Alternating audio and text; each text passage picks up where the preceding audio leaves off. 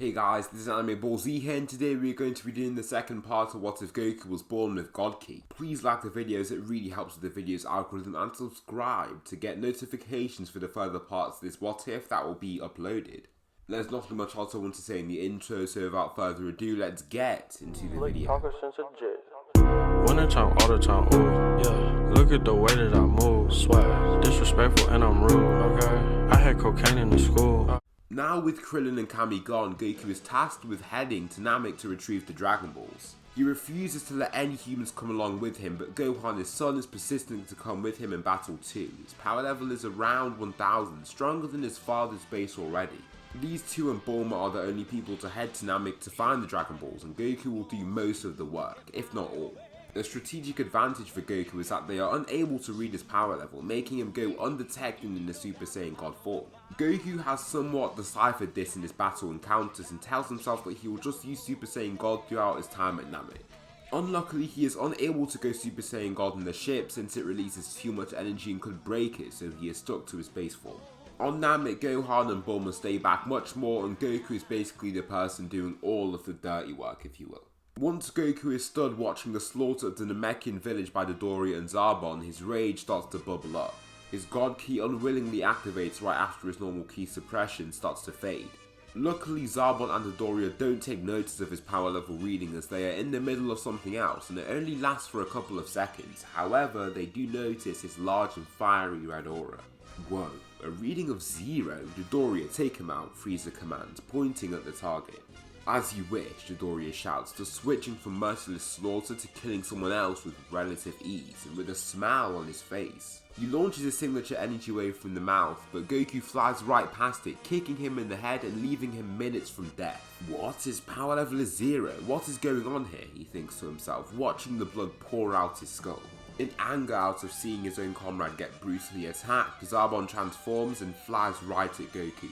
He then throws his fair share of blows and attacks that Goku dodges with ease. He moves past every attack with lightning quick speed and is able to keep eye contact with the ugly fighter as he moves. Finally, he launches a powerful Ki Blast to launch Zarbon across the battlefield and to cause him to crash through a Namekian building. You're strong and I don't have time to release the Ginyu Force, so I guess I'll have to get you myself, Frieza says, standing atop his pod. I'll be happy to take you down, Goku shouts to the tyrant, preparing himself for battle. This is where it gets tough for the power scaling, as we have no multiplier for this form. I know at a minimum that his power level will exceed that of Zarbon and Dodoria by a long shot. However, the exact multiplier is unknown. Some people say the multiplier is 20,000, some say it's as high as a few million. It's tough to say, but I'll just say that it is a quite high multiplier, so I'll be highballing a little. I won't give an exact number since there's no real point, but it will be higher than 100,000, let's say. Due to the scouts not picking up God Ki, Frieza is almost completely incapable of knowing how strong Goku is. All he knows is that he is much stronger than the likes of Zarbon and Dodoria. The thing is, he is too, so he sticks to his first form to start off, which is a terrible mistake. Frieza begins his power up, chuckling as he does so. He then zooms at Goku and throws his first 2 punches, both being dodged by the Super Saiyan God. He then flies up and shoots down several death beams that Goku also dodges. However, one hits him only to leave a small bruise on his chest. Once Frieza sees this, he ups the gears to his second form.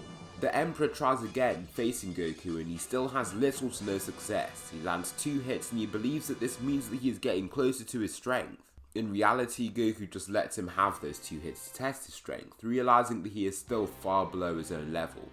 Frieza, seeing this, decides to jump straight into the final form, starting off with the high 50% suppression, giving him a power level of 60 million. Now, you've entertained me for a time. It's time for me to claim my throne as the strongest in my empire, he declares, lifting his arms in a regal position.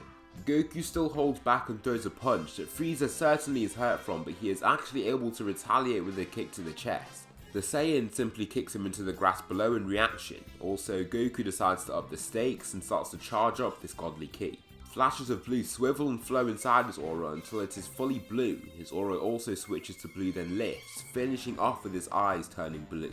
Okay, so I can still use this form, Goku mutters to himself, looking at his majestic and powerful aura. Frieza, in awe of this power, also believes that he has met the Super Saiyan of legend, the very being that he tried so hard to get rid of. Seeing that he powered up after that attack, he wrongfully assumes that he had surpassed that form just prior. What I mean is, Frieza believes that his 100% form is superior to Goku in Super Saiyan God, which is just completely wrong. He then uses this 100% form and charges at Goku with all that he's got. Initially, Frieza thinks that the fight is pretty much over at this point, however he is quickly hit with reality and stricken in the jaw, being launched down to the blue grass below. Goku then follows right after him, using his immense speed to kick Frieza further into the ground. Right now, Goku just wants to blast him and kill him, but he believes that he could destroy the planet if he was to do so. Therefore, he grabs Frieza by the tail and swings him up into the air. Due to his weak body, Frieza can't resist and just flails in the air after he is lobbed. Finally, Goku charges Kamehameha Wave and launches the strongest attack that he has to date, vaporizing Frieza upon contact. Goku then reverts to his base form to continue searching for the Dragon Balls on his own, starting off with stealing the ones that Frieza had. With his godly speed, it takes basically no time for him to round up the Dragon Balls, and on his journey for the last one, he meets none other than Vegeta himself. Vegeta, hand me the Dragon Ball, he demands, putting his Dragon Radar back in his pocket. You think you can still win against me? Well, I've just had Nappa over here abuse the power that us Saiyans possess. What power? You see, Kakarot, Saiyans are a warrior race, and one of the perks of this is that once we get into a battle and come out with heavy injury, we receive a power boost after we are fully healed. Nappa has repeatedly put me in these near-death situations, and now my power level surpasses 100,000. However, unluckily for him, this simply isn't enough to face the Super Saiyan God. The fight starts immediately and Vegeta charges at him to launch a close-up ki blast. Goku kind of just tosses it to the side, then kicks the man in his chest, launching him away at high velocity. He then savagely hucks Vegeta in the teeth, swiveling his entire body from the insane force. Just these two punches knock him onto his front side and leave him broken down once again. Vegeta, I don't want to hurt you, I don't want to kill you, and right now you aren't a threat to anyone, so it would be wrong to kill you. Just hand me the Dragon Ball so I can revive my friends. Frieza is dead, so in a year you can do as you like, Goku says, holding out his palm to receive the Dragon Ball.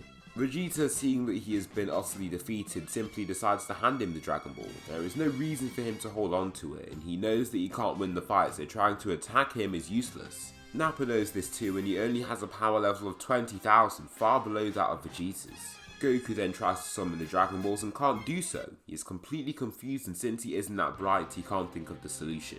This is a different planet, they have a different language, just fine the Namekian, Vegeta shouts, getting irritated by Goku repeatedly just trying to summon the dragon.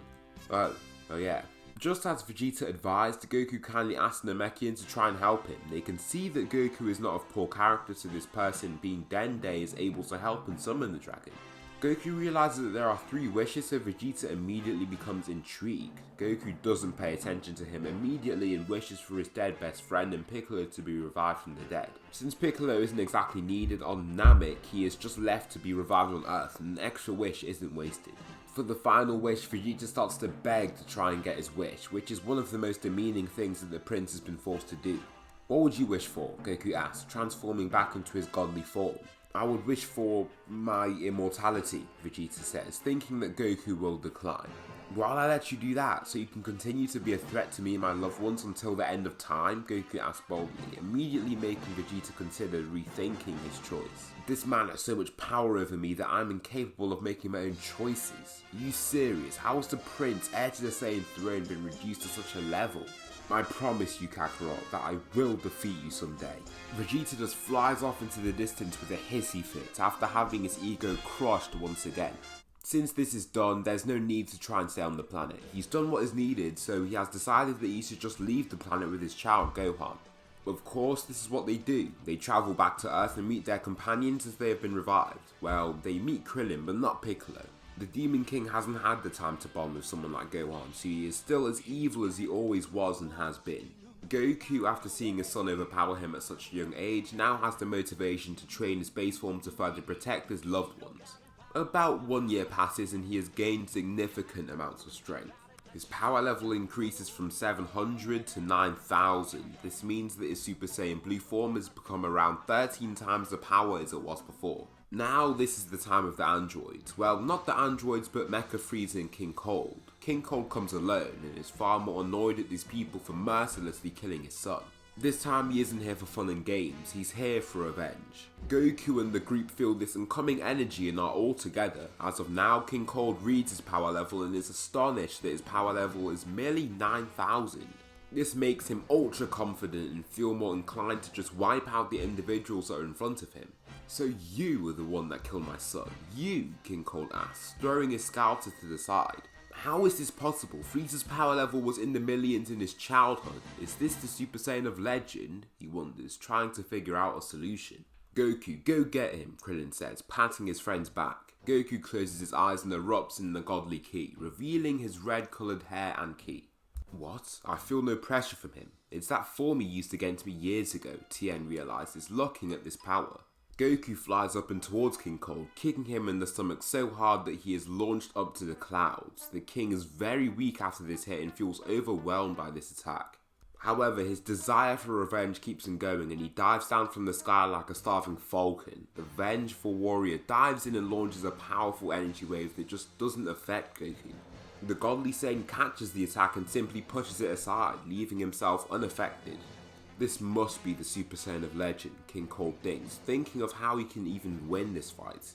Goku flies ahead at super high speeds, then zooms behind Cold to knock him out and spin throw him into the ground. As we know, Goku isn't a killer, so he won't just kill someone that isn't much of a threat. He knows that he has come for him and not his friends, and this makes it way easier on his conscience. Across the universe, a certain someone views his battle through a scepter. This person is Whis, a Saiyan capable of God Ki. If Beerus was awake to see this, Whis says, intrigued while watching the fight. So that will conclude the second part of What If Goku Was Born with God Ki. Please tell me something you liked about the video, or something that I should improve on for the next part, or the next series of What Ifs to come. Thanks so much for watching, and I'll see you in the next video.